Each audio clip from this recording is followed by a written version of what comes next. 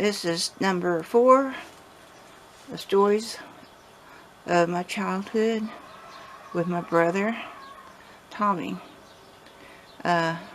He almost drowned one day, and I'll get to that in a minute. When we moved to Chincoteague, Virginia, my dad, he found a boat, which back then was called a yacht. And we weren't rich people. But he found this boat, and it was once owned by Ed Wind, if I'm saying that right. He was an old actor and comedian a long time ago. So he got that boat and he sailed it through Chesapeake Bay around to the ocean and went up to Chincoteague and brought it up that way. And it was a nice looking boat. It was your more old-timey boat, but it was really nice. And the inside had 2 sets of bunk beds. It did have a bathroom. And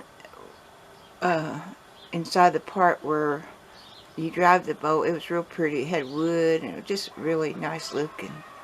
Whoever had it after Ed Wynn kept it up. And it could came from him, I don't know, but I'm not sure. But anyway, it was kept up and it was pretty. So there was a dock not too far from our house.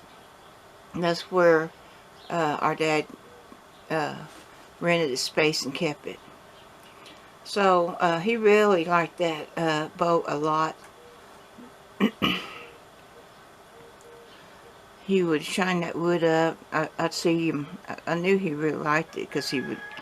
That whole inside part was real woody and real pretty. So we'd go to that dock area and play a lot, and that was fun. Hang around the docks. And on that dock area, they had like some kind of house and somebody that would clean your fish for you. They had a big old wood table out there, and so when they clean all the scales and guts off of it, it's right by the edge of the dock, and all that stuff would go in the water. And there were sharks out there. This boy, we knew his family when we lived in New Mexico. I can't remember his name, but their last name was Sanchez. So I guess their dad and our dad worked together out here in New Mexico, and then both families moved out here to Chincoteague. And we weren't close neighbors because we lived on down, but once in a while we would play with them Sanchez kids.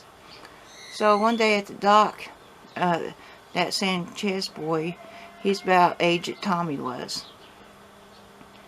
And so there was a boat on the side of the dock. Most of them was parked different, but this one boat was parked like right next to the dock. And so that Sanchez boy, he tells Tommy, he said, "I dare you get on that boat." And the way it was set was bad. Of course, you know, we was kids, we didn't think about it. So Tommy, he put one foot on that boat, and he had one foot on that dock. Well, that boat started moving over, and Tommy fell flat in that water. And I could see the boat, it went out as far as the rope could get, and then it come back in. And so I started screaming. It scared me. That Sanchez boy, he just froze.